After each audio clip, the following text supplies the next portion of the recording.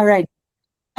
So we are welcoming Danielle today. I'm very excited that she is going to join us to talk about all things mental resilience when it comes to running. She specializes really in like how to combat negative self-talk, which I think we all have in various degrees, and can all get help with by an expert like Danielle. She's also an avid runner. So you might have seen her name here and there on FKTs. She, you still have the Oregon section of the PCT, correct? No, my good friend Emily took it. Yeah, that's amazing. Well, good for both of you. That's awesome. When did that happen? How did I miss that? Probably because there's so many things going on in the world. I think 2020. Really? No. Or 2021. I don't know. During the pandemic or right after the pandemic.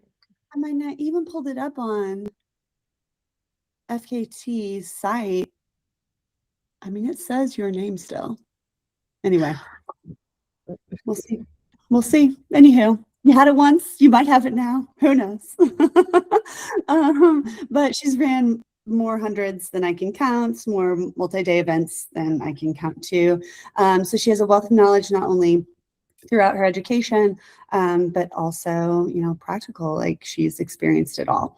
So I'm very happy that she's here. Thank you so much, Danielle. She said that she's not only going to present some stuff to us today, but also going to do some little interactive components as in addition to. So yay, I will hand the floor over to you, Danielle. Thank you once again. Thanks. Yeah, I started, so my clinical training is in social work. I'm a licensed clinical social worker, but I started branching out into doing more mental training, mindset training, and resiliency work. I think it was about like 8 years ago. And it came from my own desire to want to better understand my brain and understand how training takes you to a certain part, but then there's like this big, huge gap that you can't train for. And I think about like training for even marathons. Very rarely are you going out there and running 26 miles, right? Like it's kind of like 20 miles. That's awesome. And one of the things I often think about is like, where do we find that gap? Like, how do we only train for 20 miles, only train for 20 miles, you know? It's actually, you're actually doing it on fatigue and tired legs and all that stuff, but you never are putting it all together until race day. And so I went and I started to do all this like research and better understanding of the mind. And then I kind of also, because I love this stuff, I kind of dove into mindset beyond just running and better understanding how our brain plays a part in resiliency in everyday life. And we witness it in, unfortunately, a lot of times in like negative experiences. We see people who survive things that they shouldn't survive, people who overcome or are forced to be put into these situations where we just don't think it's possible, and yet they thrive. And so I kind of put it all together and have been helping other people better understand their own internal dialogues and resiliency to help them run, but more importantly, to, you know, live a well-lived life. Because the reality, you know, I used to be like, to live a great life. And then I'm like, well, life is hard. And so I feel like saying live a great life is minimalistic. Like, no, it's going to help you live a well-rounded, meaningful life.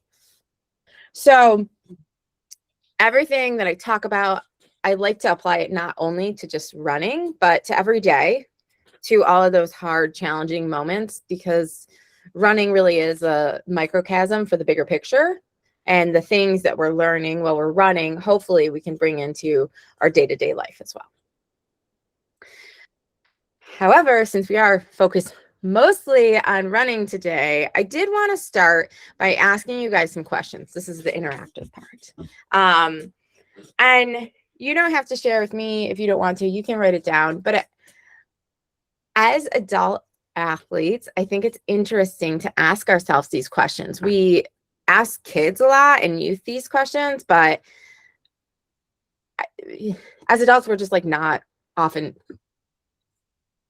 curious about these things. So I'm going to give you a few minutes ish to think about these questions. And then if someone wants to share, you don't have to, but maybe not a few minutes because there's 9 questions or 8 questions.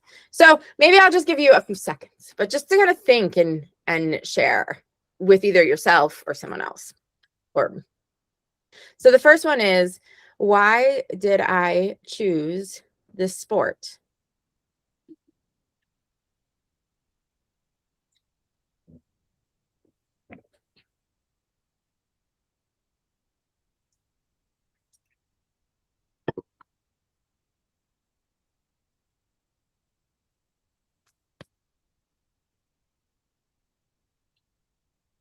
The next question is, why do I continue to do this sport?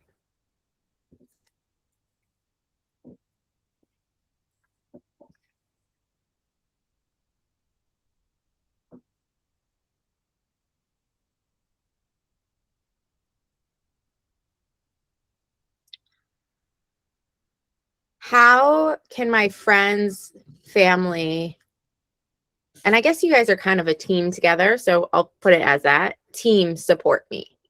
And what does that look like?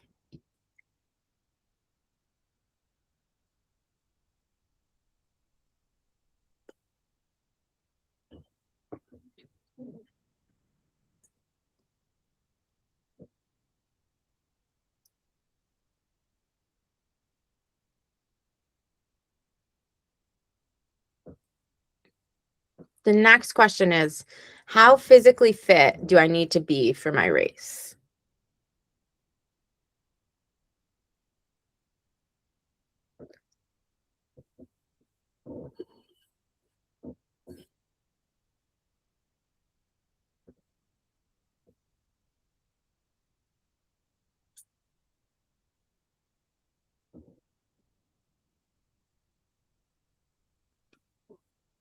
And then the final question I'm going to have you guys do today is, how do I know I'm physically fit?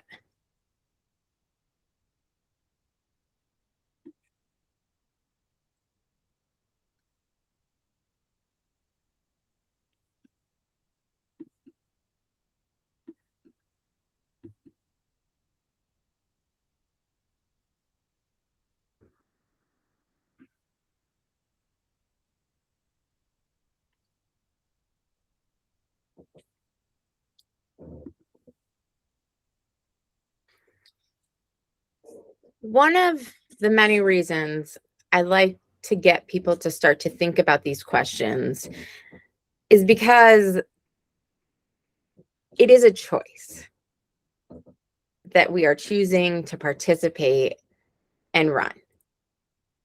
And sometimes there are people out there who may not understand why we're doing what we're doing. And honestly, lots of people do things that we don't understand, and it's okay that other people don't get it.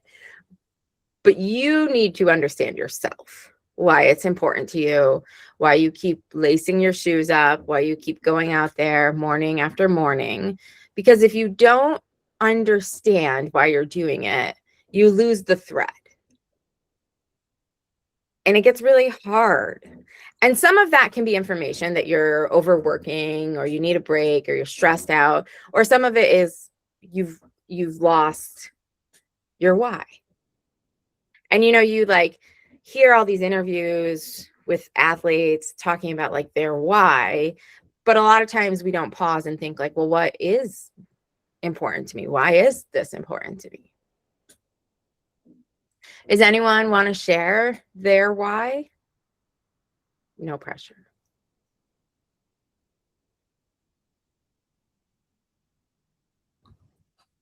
I will share to start things. Someone else promises to share as well.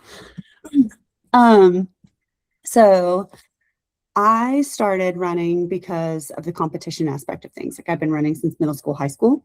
and then ended up going to college and stuff. But now it's very much like an ownership, empowerment aspect of my life that I can't get from other things. It's also like whole body health.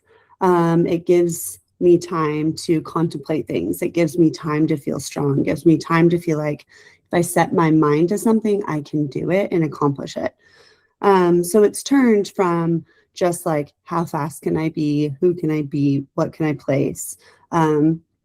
To more of like a fulfillment aspect on the grand scheme of life. So that's my why. Not someone else. Thank you for sharing. I guess I'll share mine. I started running mostly because it was hard. I was looking for something hard. I was a swimmer and that was really easy. And so I found running to be more difficult. And I really liked the fact that it kind of wore me down. I'm kind of an anxious person. And so like, it was just a way to kind of wear down some of my energy and anxiety. And so those are still reasons why I still do it. The other things that have kind of added to the reasons are that I have dogs and I really like to go run with my dogs. And I also like really enjoy the opportunity to get outside because I see all kinds of things. I see eagles and beavers and foxes and stuff like that. And I like the solitude and the chance to kind of just be in my own head. Awesome. I love that. Thank you for sharing. I'll share mine. My reason why I started, I ran my first full mile ever when I was 32. I was never athletic. So for me, it was one of those things where it seemed impossible. And being able to then do it and then do it more and for longer and faster was just a really, really fulfilling thing. I was not athletic for most of my life, including my childhood. I didn't play any sports. And I think I continued to do it because I knew it was good for my health. I loved how it made me feel. I loved also the alone time and how it helped me clear my head and that sort of thing as well. Awesome.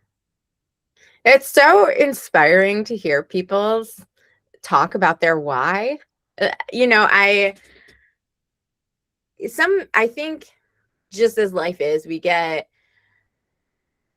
I'm trying to think of the word that I want to, there's like a word that I want to say, but it's not coming to my brain, but it's basically like we get kind of lulled into complacency about remembering the joy and the fun of this and the choice of it. And it can become something we have to do versus something we are choosing to do. And when we're thinking about choice and choosing to do it, we are already setting our brains up to be engaged. When you are forced to do something, your brain is it will put up more blocks because it's not doing it because it's fulfilling. It's doing it because I have to do it. And so that's why I like to start by asking people their whys. I also like to look at how can people support me, because it is important to have people supporting your goals, even if maybe people don't understand it or they, a lot of times I get I don't even want to drive that far. Why would you want to run that far? And I'm like, well, I don't even know what to say to you. I don't want to drive that far either. So having your close, intimate circle, whether it's a coach, whether it's a partner, support you is really important. And then the other thing I like to talk about, and I will talk about during the presentation, is the physical fitness aspect. I have never gone into a race or event feeling physically ready, ever. Because in my mind, there's always something more that can be done, which is actually not true. That, to me, is more about the confidence piece than it is about the actual fitness. Because I will always want more proof. I'm the type of person that's like, I want to run that 100 miles before I have to go run 100 miles because I don't know that I will believe that I can do that.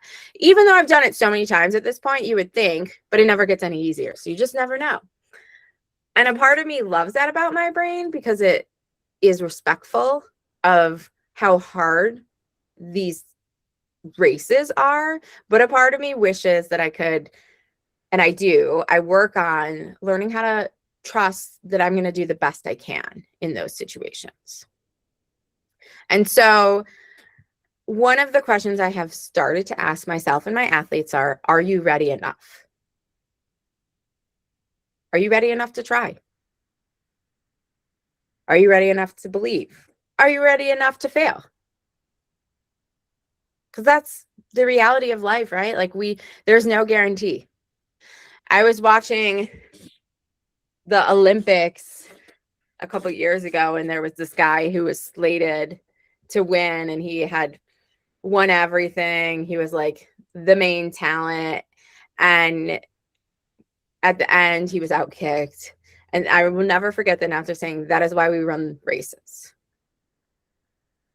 Because we don't know how they're going to end, right? Like, we're just here to try. Yes, it has to be within our realm of ability. Like I'm never the type of person who's going to encourage self-talk that doesn't make sense. Like, I'm not going to be like, "Oh, Danielle, you're going to go run a 5:30 mile." Like, that's just never going to happen for me. But can I try my hardest during the mile? Sure. So I'll tell myself, yeah, let's work hard. Let's see what you can do. So I'm going to kind of go off of those questions. Let me see if I can present.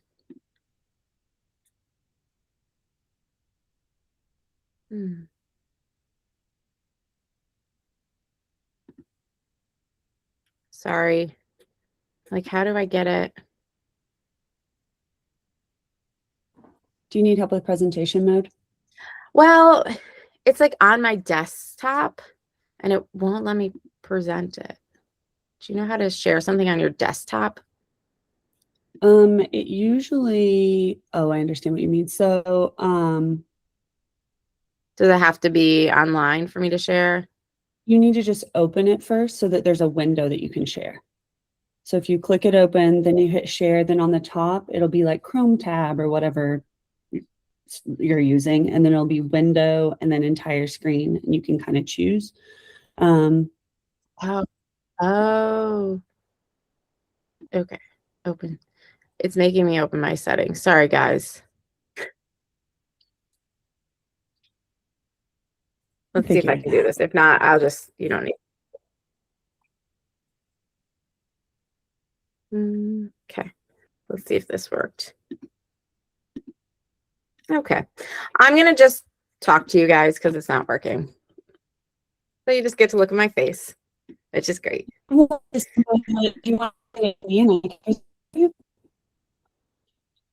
Either way. Yes, I could email it to you. Yeah.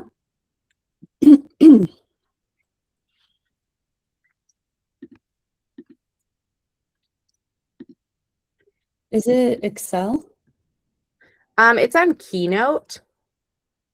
Okay, that should be fine, I think. You know what? I don't even, where did it go? Shoot. I think I'm gonna like, oh, wait, I think I got it. Okay. Let me see if that works. Sorry.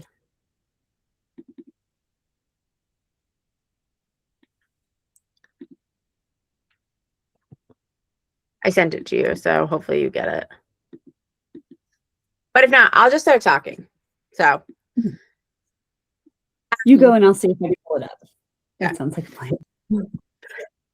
So today I want to talk about the skills and techniques that you can use to help yourself feel more powerful and more resilient. And one of the first things that I work with athletes on is meditation. I feel like meditation, people generally have a very strong reaction to, and I personally am someone who has a very strong reaction to meditation because getting me to sit still for 3 minutes or 5 minutes, or like I think the recommended amount is like 15 minutes, is really, really hard. And so I like always am telling athletes, all right, this is important. Why do you think meditation is important? Anyone have any guesses?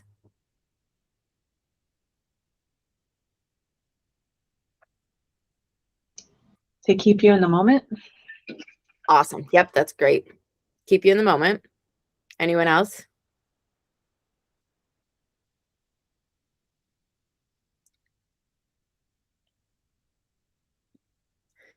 So mindfulness training enhances mindfulness, of course, and in all aspects of sports confidence. Let me try to reframe this to a way that makes sense. So basically, the way in which we build our mindfulness can also help us build our confidence. And confidence is one of the key factors to leading to improved performance. The reason why is meditation helps us have more control and management over our thoughts. Meditation isn't about quieting the mind so there's no other noises. It's about learning how to redirect your mind to what is necessary. So I always thought when I was like learning how to meditate that it was like, I need to quiet my mind. But I want to reassure you, there's no way to quiet most of our minds. If you have a noisy mind, that is a part of it. And learning how to manage that is what mindfulness and meditation does. Your goal is to note when your mind is wandering and try to bring it back to the present moment. A lot of times we judge if our mind wanders a lot, but that's not the point of meditation. The point of meditation is to observe and see how quickly you can go from being distracted to coming back to here and now. We have to coexist with this chatter or this chaos or this anxiety or the lack of confidence. Our job with learning how to meditate is to manage how far down the hole we go. The faster you can notice when your brain is getting negative, the easier it will become when you're running and racing to come back to the present moment. That inherently builds confidence on its own because you're not giving those negative thoughts as much space and attention. And kind of to add some of the like more nerdy things behind it, when we are going towards the negative more often, we go into more of a flight, fight, or freeze.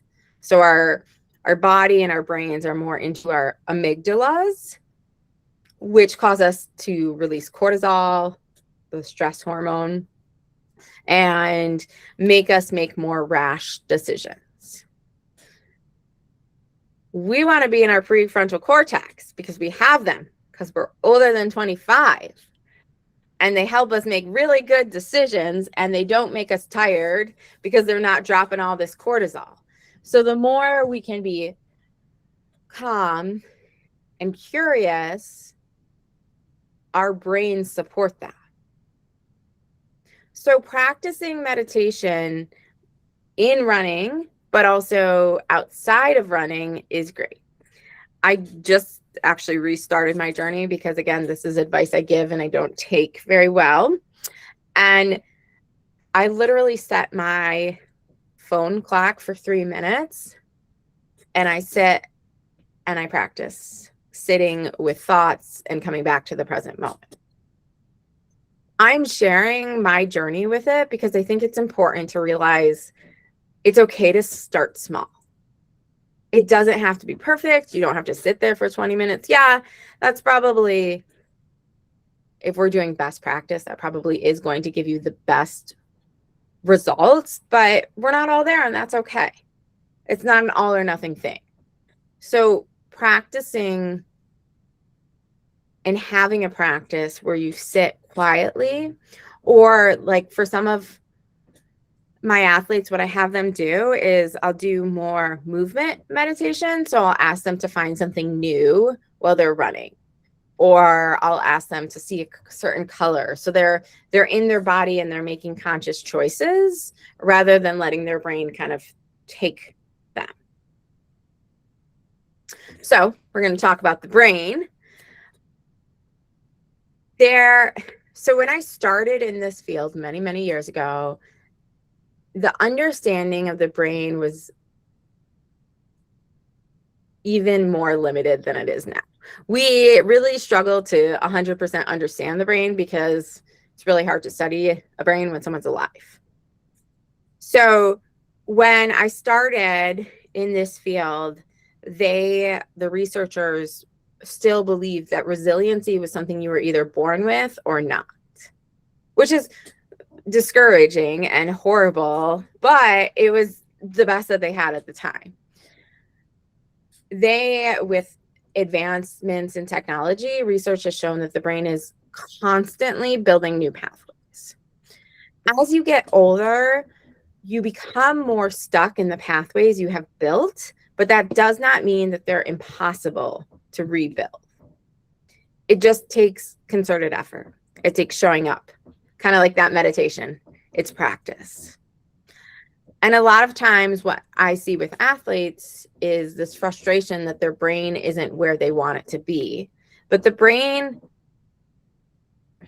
it's not actually a muscle, it's mostly fat, but the brain is like a muscle. It acts like a muscle. It needs to be trained. It needs to be tended to in order for it to do and support us. So when people often say, I was born this way, there's nothing I can do, I want to challenge that because that's not true. Yes, you might have been born that way. Yes, your tendencies might lean that way. And there's also growth opportunity. So if you go to the next slide for me, Asher. So there's growth mindset and there's fixed mindset and there's something in between. The cool thing is just if you are reading this and you're like, wow, I really have a fixed mindset, that's okay. That's just where you're starting from. That does not mean that you can't work on a growth mindset. It's just something that you haven't practiced. So you can kind of read, the growth mindset, failure is an opportunity to grow. I can learn to do anything I want. Challenges help me grow, et cetera, et cetera. Whereas fixed mindset is when I'm frustrated, I give up. I stick to what I know. Why try? I'm going to fail anyways. Within the fixed mindset, there is this concept called confirmation bias. You're great. Has anyone ever heard of confirmation bias before?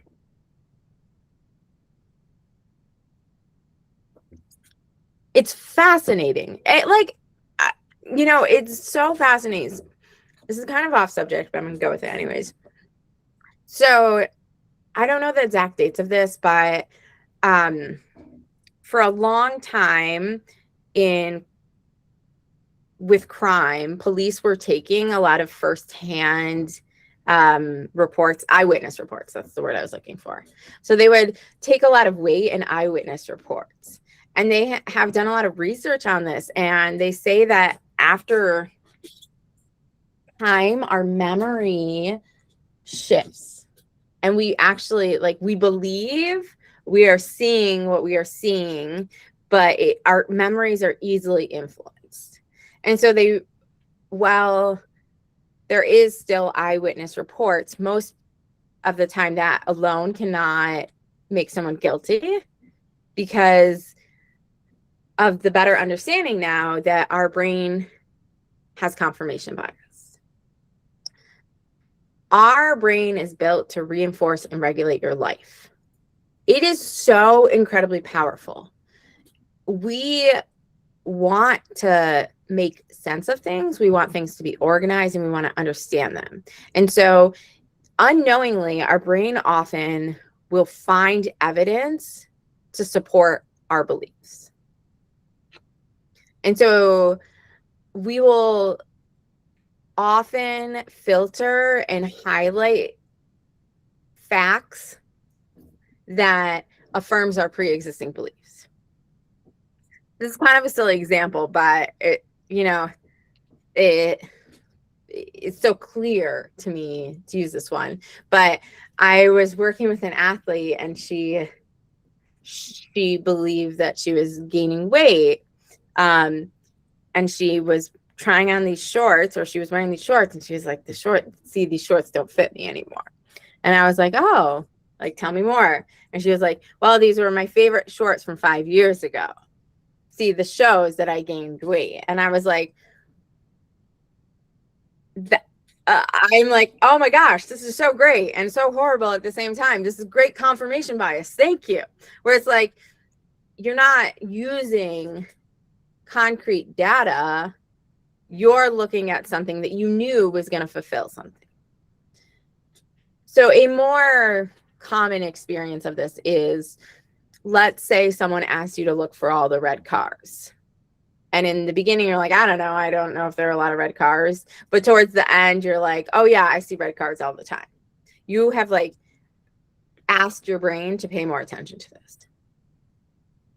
So your mind is the gatekeeper of your comfort zone. And it is up to you to start to change it. If you look for narratives to prove yourself right, you will find them, whether or not positive or negative.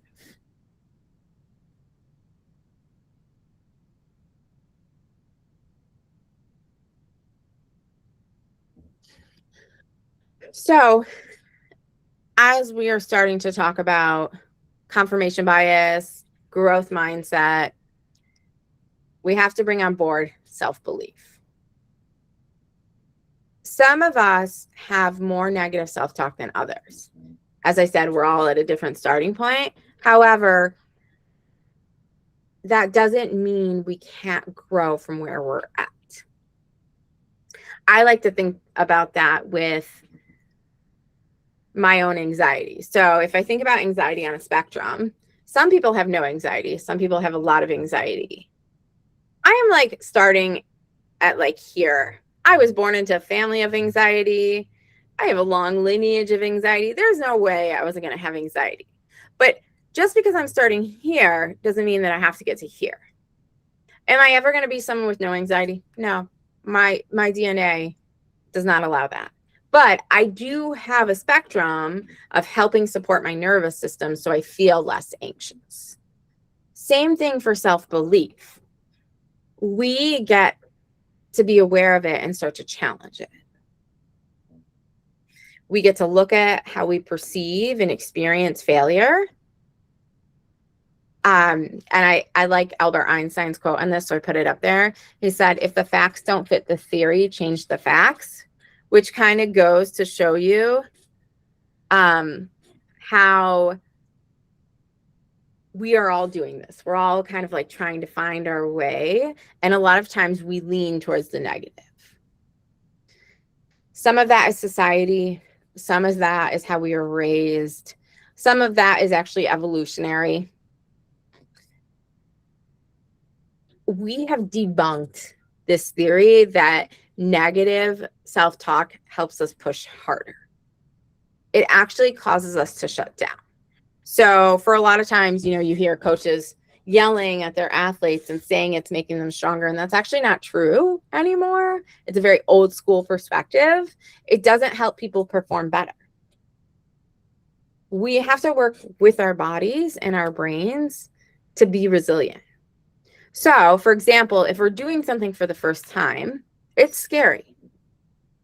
We can normalize it, but we can work with fear. And that's what resiliency is. It's not the absence of fear. It's just doing it despite it. So when you are doing something for the first time, your brain may say to you, I'm scared.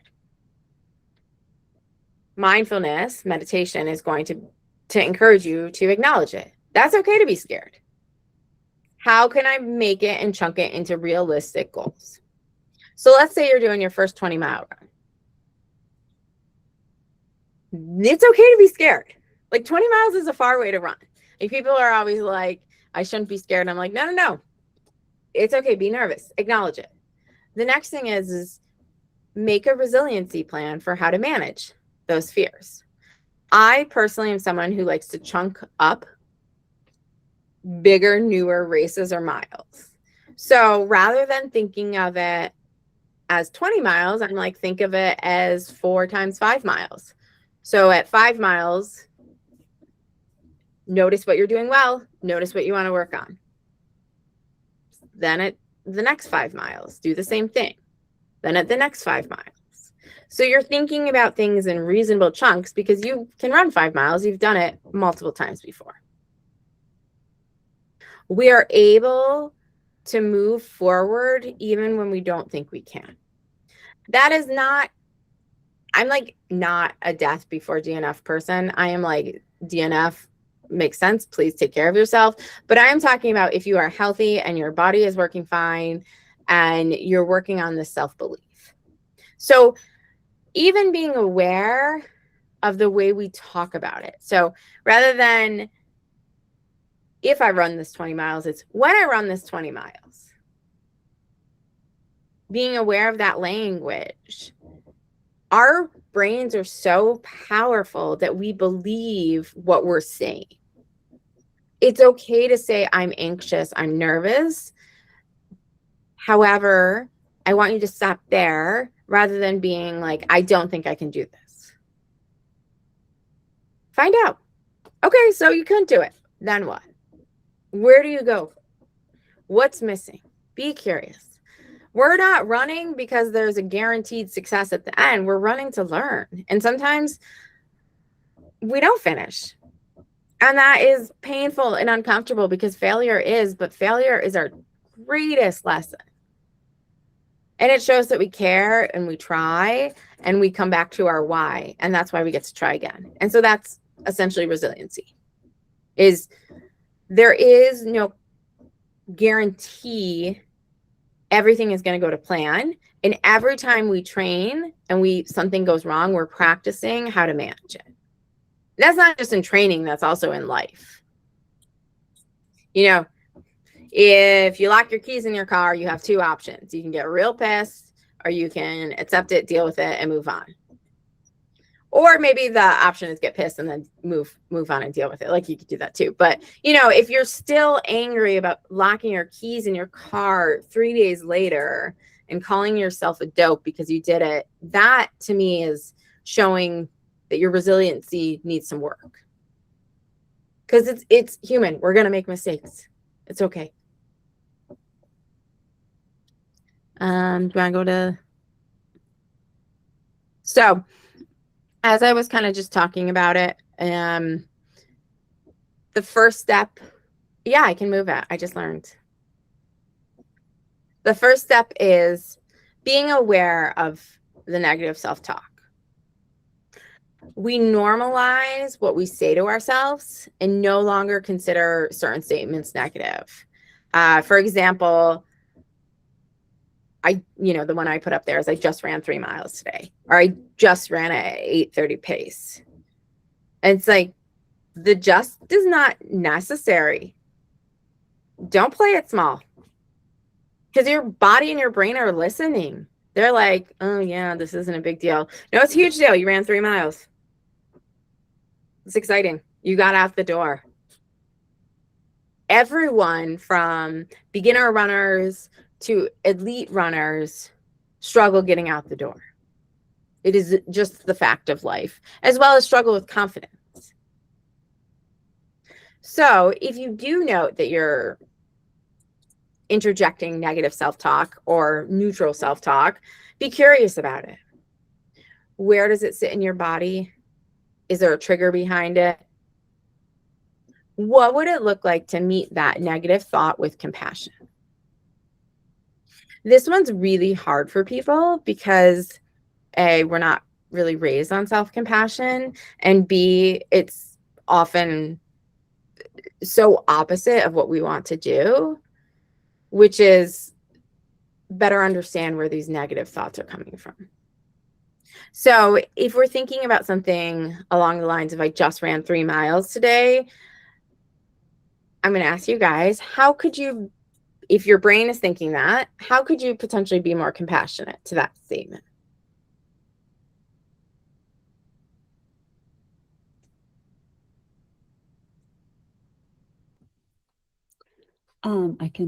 Can I go? No. Can you acknowledge what you have done to get yourself to that 3 miles? So the logistics that you integrated, or the way you plan, like, speaking of that, the way you planned your day, little like processes that you accomplished to get to that ultimate goal. Yeah, exactly. And there can be more than one truth. This is what, like, we can have many feelings that coexist. And this is something that's really hard for society, especially right now, is that there's multiple truths. Things are not black or white. It's, you can be disappointed that running 3 miles was really hard, and you can also celebrate that you did it. You can, or, you know, you can say, man, I'm noticing this negative self-talk is coming up in running. What else is going on in my life? Oh, I'm really stressed. Wow, I must be really taking it out on running. I'm just not feeling good about myself right now. Maybe I need to work on some more self-compassion overall. One of the things I love about this job is that I get to be creative. And so finding the reframe is often a creative solution, not just the opposite. So we don't have to just say, I just ran 3 miles, and then be like, yay, I ran 3 miles, because maybe you're coming back from an injury and running 3 miles really isn't good for you. Like, maybe running 3 miles is something that you used to do really easily. And so then the goal can be more along the lines of, wow, I'm still really grieving that I got injured. And I have to meet myself where I'm at. And this is where I am. So it's learning to be aware of your thoughts, and that you maybe cannot control your initial thought, but you can work with your brain. Your brain is not this constant chronic muscle that can't be shaped. It can be worked on. And the slower and more methodical you are with your thoughts and your movements, the more aware you become of how you're impacting your resiliency. I think people actually don't like that, because it's much easier to kind of be like, yeah, this is where I am, versus like, no, that's a choice too. So if you get one thing out of today's presentation, I want you to have a moment of hope that little steps over time, just like PT, can really help your brain evolve. So when you're going out for something new for the first time ever, it can be really easy to say something along the lines of, what if I fail? The positive self-talk could also be, well, what if I succeed? And maybe you're never going to get rid of that fear of failing, but you're going to fail, and you're going to get through it, and you're going to be like, oh, that sucked, but I'm fine. But you can interject along the ways that positive opportunity of, what if it goes well? So I know, I think I was supposed to give you guys like time to ask questions, and then I just chattered at you. But I want to take some time and open it up for questions.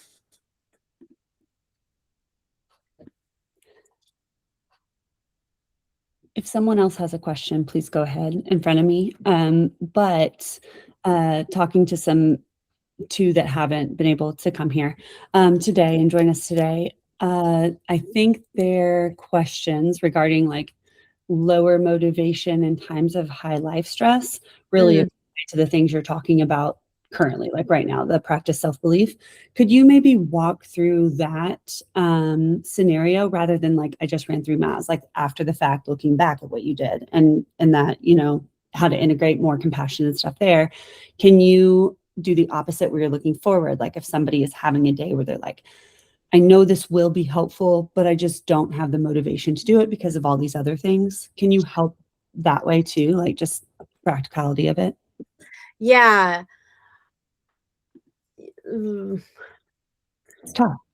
I'm pausing because stress equals stress equals stress. Mm-hmm. It's so sometimes lack of motivation is information that your nervous system is overwhelmed, and it's not like a neat science where it's like, yes, this is going to help you, or no, this is not going to help you. But I'm having this push-pull with running culture right now of more is better, and forcing your nervous system when it's in a state of panic to run being the best long-term thing. And I think it often comes down to goals. So if you have a goal race you're training for, and it's like a very important, essential run that you do, I personally would be curious about the nervous system and seeing if you could adjust a little bit and find a time where your nervous system wasn't panicking and freaking out. Just because we're only starting to understand what chronic fatigue with a nervous system looks like.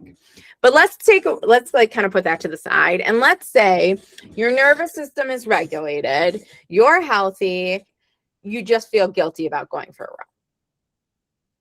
That feels like a little more manageable for me to speak on, because I'm like, yeah, we gotta get you out there. So acknowledge it, you know, kind of be curious. Why am I feeling guilty? Is there something I should do beforehand? And then be curious about that motivation piece. If I go out and run, am I glad that I did it afterwards? Like, will my future self thank me? So what I often tell people who are intermittently lacking motivation because of life stressors, not because it's a nervous system fatigue situation, is go out for 5 minutes. Some is better than none. We in society right now have this all or nothing thinking where we're very fixated on you got to do it 100% all the time or it's not worth it. And the reality is fitness doesn't work like that. Fitness is drops in the bucket, still work. Yes, if it's a key workout, do we want to nail it? Sure. But the reality is that going and doing something is better than doing nothing. And so for those athletes who are not there, I would suggest planning it into their day, having their clothes set out, having their running clothes, trying for 5 minutes, evaluating how they feel, and see if they want to go for 5 more minutes. Thank you. And I really like the conversation, how the conversation was presented too, because there is such a important aspect of deciding whether today's the day or not to do that, to push that.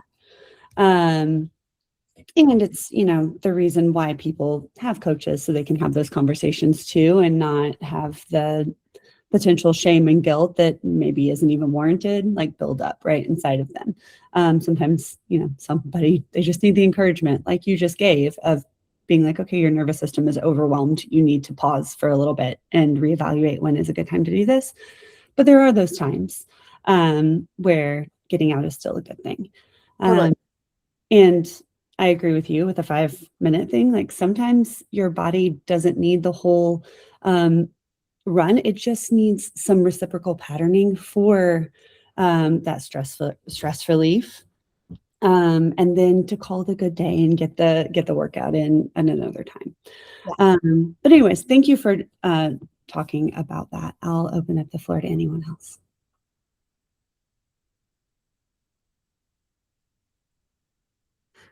Another thing that I often use that is helpful is thinking, oh, I froze.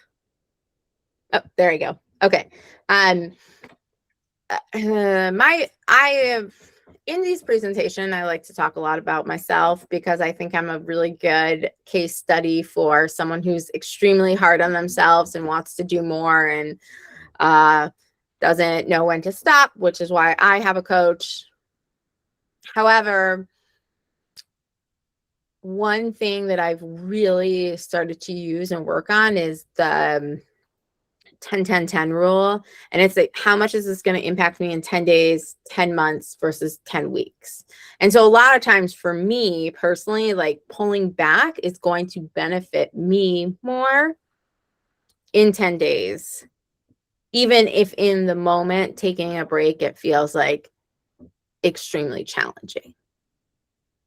And people have coaches for all different reasons. Some people have coaches for accountability. Some people have coaches because they push themselves too hard. And that 10-10-10 rule can be really helpful for anyone, whether it's you're pushing too hard or you're struggling to get out the door, because both are unhealthy, or maybe unhealthy is too strong a word. Both have their challenges, right? Like always following the plan, it's not great. You know, that as a coach, I'm like, you got to also check in with your body. Struggling to get out the door is hard because you want to do it. And it can be challenging when your body and your brain are telling you no. So the 10-10-10 rule is like, okay, if I get out the door, how am I going to feel in 10 days, 10 weeks, 10 months? Probably better because it's going to help stack your fitness. That's an excellent one. Does anybody have any questions? It can be personal. It doesn't have to be broad. We have about session. We have about 5 more minutes, but I don't want to take anyone's time if there's no additional questions. You can also have comments too about how, if there's anything new that you kind of are thinking and curious about now that she's presented all these things. It's up to you all.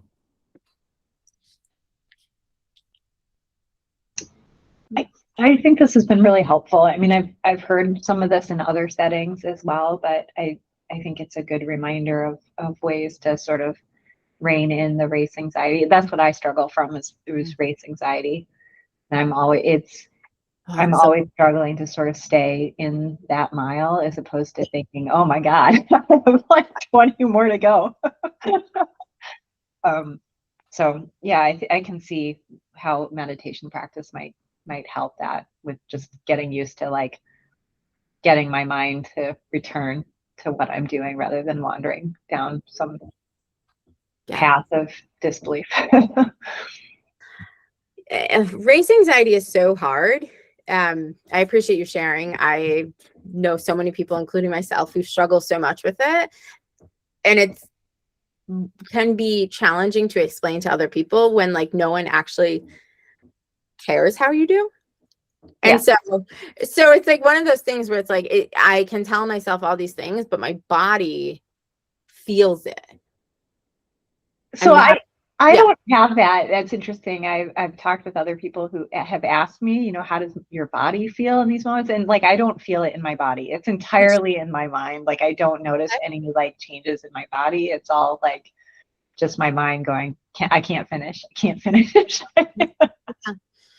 So an encouragement I would have for you is rather than trying to stop those thoughts is to run with them. Yeah. Like, okay, buddy. Like you might like imagine that to be a little gremlin on your shoulder. Like, let's see, let's go. Come on. Right. Yeah. Just acknowledge it's there and set it aside basically. Yeah. Cause he might come for the ride. He's going to be wrong, but like, sure. It might be too much energy to fight him completely. Yeah. So maybe just accepting he comes up. Okay.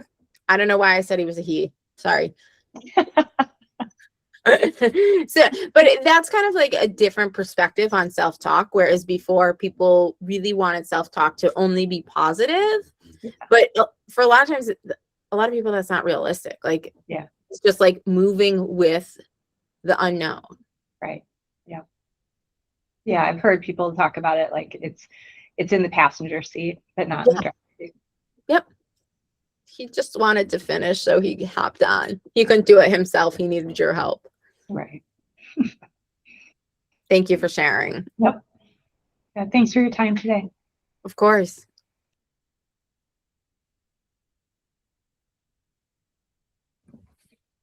All right. Well, I just wanted to parody that too. Like, parody? That's not the right word. Parody that? Anyway, thank you so much for being here and for sharing all this and really like hearing your voice around the different like tactics that you presented is very helpful. Like centered my mind around meditation a little bit differently than I would have like thought about it previously. And we often talk about like being in the present segment of the race or the run or whatever you're doing. But thinking about that in regards to meditation, even for 3 minutes, and how helpful and honestly easily accessible that is a new way of kind of seeing it and really encouraging. So thank you so much. And thank you everyone who could be here and who shared and leaned into this presentation. I really appreciate it, everybody. Yeah, thank you all. Thank you. Yeah, thank you. I love being able to talk